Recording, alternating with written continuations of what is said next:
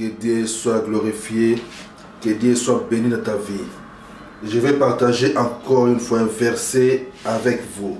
Comme d'habitude, notre programme L'école du Saint-Esprit. Nous allons lire vite le livre de Jean, Jean chapitre 15. Jean chapitre 15, le verset 12. Jean 15, verset 12, la Bible nous dit ceci. C'est ici mon commandement. Aimez-vous les uns les autres comme je vous ai aimé. Je reprends. Jean chapitre 15, verset 12. C'est ici mon commandement. Aimez-vous les uns les autres comme je vous ai aimé. La Bible dit, je m'adresse spécialement à toi, mon frère, ma soeur, qui est chrétien. Pourquoi je dis que je m'adresse à un chrétien? Parce que il y a des choses qu'on peut expliquer à ceux-là que nous voulons qu'ils puissent devenir des chrétiens, qui ne sont pas encore chrétiens, qui ne sont pas encore disciples de Jésus-Christ. Mais à toi qui es déjà chrétien, nous devons commencer à t'expliquer ou à nous expliquer des choses pour nous aider à avancer notre vie chrétienne. Parce que le christianisme n'est pas une religion. Vous comprenez? Si tu penses être dans une religion, tu dois savoir que non, tu te fais l'erreur. Tu as fait une erreur parce que le christianisme n'est pas une religion. Et toi aussi, prédicateur, serviteur ou servante de Dieu, si tu penses être dans une religion, tu te fais une erreur. Tu as fait une erreur grave parce que le christianisme n'est pas une religion. C'est une relation entre l'homme et l'esprit du maître. C'est une relation entre l'homme, la personne, l'être humain et l'esprit du créateur. C'est pour ça que je conseille souvent aux gens, si tu vois que tu n'arrives pas, c'est mieux, cherche une religion parce que le christianisme n'est pas une religion. Il y a plusieurs religions dans ce monde où tu peux aller prier, où tu peux aller adorer Dieu à leur manière. Mais quand tu te dis que non, tu acceptes Jésus-Christ comme Seigneur et Sauveur de ta vie, cela veut dire que non, tu t'engages à marcher selon sa parole. Tu t'engages à obéir à sa parole. Tu t'engages à faire sa volonté. Ce n'est pas que non, tu viens seulement le dimanche comme tu veux dans une église locale, prier, chanter et puis tu pars, tu dis que non, oui, je suis chrétien. Tu te trompes, mon frère, ma soeur. Donc, tu dois savoir que non, Dieu est esprit. Et les peuples qu'on appelle chrétiens, ce sont des personnes qui portent en eux la parole de Dieu. Donc si tu es chrétien, tu dois savoir que c'est toi qui portes cette parole de Dieu. Et tu dois la protéger pour la transmettre comme il te donne ou comme tu le comprends selon les Écritures. Et pour bien les comprendre, il faut passer par la vie de prière. Il faut avoir la vie de prière. Il faut que tu t'engages. Il faut chercher à avoir une intimité avec les maîtres. Pourquoi j'appelle les maîtres? Parce que le Seigneur Jésus-Christ est notre maître. Dans la Bible, c'est marqué, il est rabbi. Rabbi, ça veut dire maître. Pourquoi maître? Parce que c'est le maître de notre pensée. C'est le maître de la parole de Dieu. C'est lui qui nous enseigne au travers de son esprit, par son esprit. C'est comme nos enfants vont dans les écoles les matins pour étudier.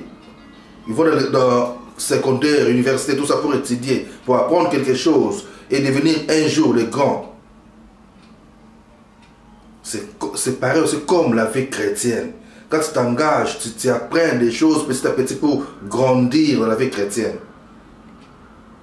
Car Dieu veut que nous puissions devenir comme Jésus-Christ, comme Jésus. Car c'est pour ça qu'on nous appelle ses frères. Nous sommes des frères à Jésus-Christ. Nous sommes des frères à Jésus. Vous êtes ses sœurs, nous sommes ses frères et ses sœurs. Et ce que nous venons de lire dans Jean chapitre 15, verset 12, la Bible nous dit ceci, c'est ici mon commandement. Aimez-vous les uns les autres comme je vous ai aimé. Ça, c'est l'un des commandements que Jésus a vraiment insisté à toute personne qui se dit chrétienne. C'est l'amour. Donc tu dois savoir qu'en toi, il y a l'amour de Dieu. car tu es son temple, tu es le temple de son esprit. La Bible dit qu'il a déposé en nous son amour. Romains chapitre 5, verset 5. Il a mis en nous son amour par son esprit qui habite en nous. Il a mis son amour. Ce n'est pas parce que tu vas dans une église, ce n'est pas parce que tu connais les Écritures que tu es chrétien. Non. Tu es chrétien quand tu marches dans l'amour de Dieu. Quand tu transmets son amour chez les autres. Tu es un avec Dieu parce que tu t'es décidé de marcher avec lui. Car tu l'as accepté comme Seigneur et Sauveur de ta vie. Et tu as accepté de vivre dans son amour, de transmettre son amour. Vous comprenez? Et je veux dire aussi une chose, que nous sommes frères et sœurs, non parce que nous prions dans la même salle, comme souvent le cas aujourd'hui. Vous allez voir, il y a des gens qui peuvent t'appeler aujourd'hui mon frère ou ma sœur, simplement parce que tu pries avec eux dans la même salle. Tu vas dans une même église locale avec eux, ils t'appellent notre frère, notre sœur. Mais les jours où tu vas te décider de ne plus aller encore dans ces bâtiments-là pour prier avec eux, là c'est fini, tu n'es plus leur frère, tu n'es plus leur sœur. Cela veut dire que non, ces gens-là n'ont pas encore compris la pensée de Christ, n'ont pas encore compris c'est quoi l'église et c'est quoi être un frère en Christ. Nous ne sommes pas des frères parce que nous nous rassemblons ensemble dans ces bâtiments, s'il vous plaît. Parce que dans ces bâtiments-là, il y a des sorciers, il y a des gens de mauvaise vie, il y a des gens qui veulent devenir des chrétiens, bien sûr, oui. Mais aussi des gens qui ne veulent pas devenir, ils viennent juste pour venir. Alors, quelqu'un qui vient juste pour venir, qui ne va pas donner sa vie, qui ne veut pas marcher selon la parole, il n'est pas mon frère, il n'est pas ma soeur.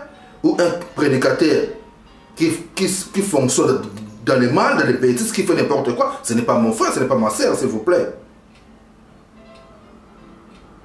Car nous sommes frères en Christ. Nous sommes en Christ. C'est là que nous sommes frères. Parce que nous formons ensemble ce qu'on appelle son corps, le corps de Christ. Jésus est la tête. Nous sommes les membres de son corps. Et tu ne peux pas être membre de son corps avec des bêtises, avec des vies. N'importe quoi. Non. Tu dois te détacher de ces mauvaises vies-là. Même toi, les prédicateurs qui m'écoutent. Parce que ces derniers temps, il y a beaucoup de prédicateurs qui font des bêtises énormes d'une manière qu'ils sont devenus plus que les maîtres lui-même, dans le sens que c'est eux maintenant qui dirigent les églises. Et il n'y a pas Christ, il n'y a pas l'esprit de Jésus-Christ. Et je vous dis, quand l'esprit de Christ quitte, c'est notre esprit qui remplace. La Bible dit que le diable se déguise comme un ange de lumière. Il a aussi ses serviteurs. Tu peux être son serviteur, tu ne le sais pas. Saoul était serviteur de Dieu. Était roi, placé par Dieu.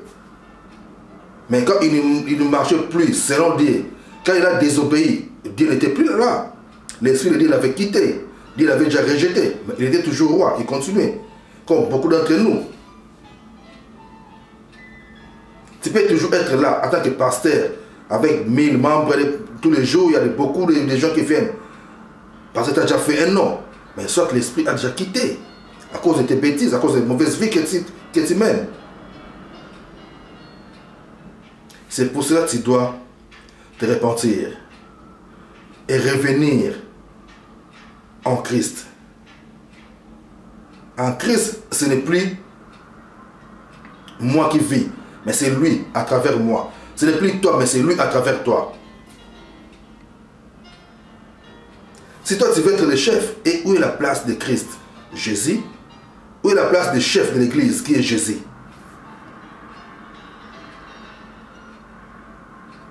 Où est la place de Jésus dans ce que tu fais? Tu dois marcher dans l'amour. Tu dois marcher dans l'amour. Quitter les mauvaises vies. Change ta manière de vivre. Ok? Alors, c'est pour ça que je dis, nous sommes frères et sœurs, non parce que nous prions dans la même salle, mais c'est parce que nous sommes membres du corps de Christ. Et quand nous sommes membres du corps de Christ, c'est en Christ que nous sommes frères. C'est en Christ que nous sommes frères. Là-dedans, dans ces corps-là, nous formons ce qu'on appelle le corps de Christ. Nous sommes membres de son corps par rapport à notre attachement à l'œuvre de Dieu et à par rapport aussi à notre comportement vis-à-vis de cette œuvre-là. Une femme enceinte, s'il vous plaît, une femme enceinte, je peux dire comment? Une femme enceinte ne peut pas jouer avec le bébé qui est dans son ventre. Sinon, il va le perdre. C'est pareil comme l'esprit de Christ qui habite en nous. Nous devons la chérir. La Bible dit, n'attristez pas l'esprit du maître qui habite en nous. Nous devons changer. C'est pour ça que je vais encore rajouter une chose. Que tu ne peux pas être un apôtre tu peux être, je vais dire ceci, tu peux être un apôtre et ne pas être un frère en Christ. Tu peux être un apôtre, mais tu n'es pas un frère en Christ. Ça va peut-être t'étonner. Je peux rajouter aussi. Tu peux être un disciple et ne pas être un chrétien. Donc tu peux être un apôtre, mais tu n'es pas un frère en Christ. Tu peux être un disciple et tu n'es pas un chrétien. Qu'est-ce que je veux dire par là? Un frère en Christ est celui qui fait la volonté du Père. C'est celui qu'on appelle un frère. C'est celui qui fait la volonté du Père. Pourquoi je dis ceci? Parce qu'un jour, Jésus-Christ était dans le temple. Et on lui a dit, il y a tes frères et sœurs qui te cherchent, qui sont dehors, tes parents. Il a dit, qui est mon frère? Qui est ma mère? Qui est ma sœur? Si ce n'est que celui qui fait la volonté de mon Père. Donc un frère est celui qui fait la volonté du Père. Alors, un chrétien, qui est un chrétien? Un chrétien, c'est celui qui veut devenir comme son maître. Alors nous, notre maître, c'est Jésus-Christ. Un chrétien, c'est celui qui veut devenir comme Jésus. Pourquoi un chrétien, c'est celui qui veut devenir comme Jésus? Parce qu'un chrétien, ce n'est pas tout le monde. Non. Et un vrai chrétien, ce n'est pas quelqu'un qui dit aux gens que je suis chrétien. Non. C'est les gens qui ne sont pas chrétiens, c'est les païens qui vont voir en toi les traces de Christ. Ils vont voir la vie de Christ en toi. Ils vont voir que non, tu communiques l'amour comme Jésus-Christ. Ils vont voir que non, des choses qu'ils lisent dans la parole de Dieu, ils voient ça en toi. Ce que les disciples faisaient de la Bible, ils voient ça en toi. Donc tu dois être identique avec ces gens-là, dont leurs noms sont mentionnés dans la Bible. Les démons avaient dit, il y a un démon qui avait dit, au seul fils de Séva, il avait dit, je connais Jésus, et je sais qui est Paul, mais vous, qui êtes-vous? Donc un chrétien les reconnaît même dans le domaine spirituel. Je sais qui est Jésus et je connais Paul, mais vous, qui êtes-vous? Un jour maintenant aussi, Jésus-Christ avait demandé à ses disciples, qu'est-ce que les gens disent de moi? Et vous-même, qu'est-ce que vous pensez de moi? Que dites-vous de moi? C'est la question que tu dois devoir aussi poser aux gens. De savoir par rapport à ta vie, par rapport à ton comportement. Les gens vont dire que non, ah, celui-là, c'est un pédique, celui-là, c'est un voleur, celui-là, c'est un escroc, celui-là, c'est un magicien. Vous voyez? Donc il y a toujours des choses. Aussi, c'est un serviteur de Dieu, mais. Donc il faut combattre le mais là. Tu ne vas pas combattre les personnes, mais combattre ta vie. Les mauvaises choses que tu fais dans ta vie. Il faut arrêter avec cette mauvaise vie.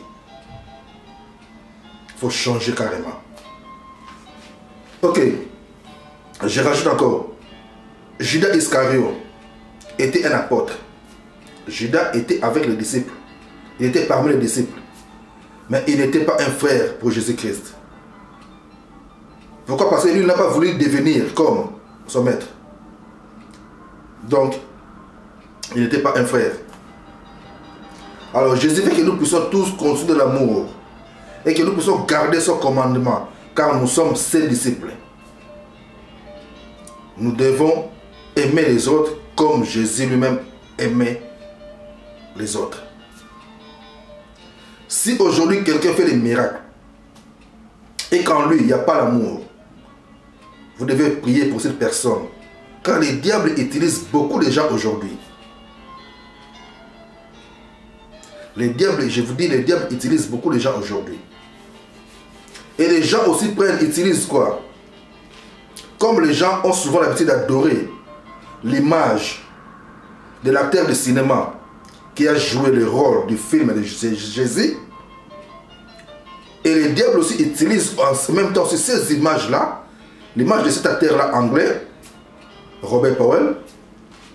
Le diable aussi utilise cette image-là pour apparaître devant beaucoup d'entre vous. Et vous dites, après vous disiez aux gens que non, je vis Christ ou je vis Jésus. Non, s'il vous plaît. Et maintenant, tu reçois des instructions chez cet esprit-là de diable, hein, avec l'apparence de cet acteur de cinéma, et tu penses que c'est lui le maître. Mais on reconnaît un vrai par son comportement, par l'amour qu'il dégage. Car l'amour du diable, c'est un amour faux, pour attirer les gens vers eux et non l'amener vers Christ. Mais nous, notre mission en tant que ses serviteurs, en tant que ses disciples, c'est pousser les gens vers Jésus pour l'adorer et non les ramener vers nous. Nous voulons que vous allez tous, que nous puissions tous aller monter vers le Père et l'adorer. Et non vous attirer vers nous. Que Dieu vous bénisse. Vous pouvez lire Matthieu chapitre 5 à partir du verset 44 à 48. Je répète, vous pouvez lire Matthieu chapitre 5 à partir du verset 44 à 48. Nous avons lu Jean chapitre 15 verset 12. Mais vous pouvez lire encore, comme je dis, Matthieu chapitre 5 verset 44 à 48. Que Dieu vous bénisse.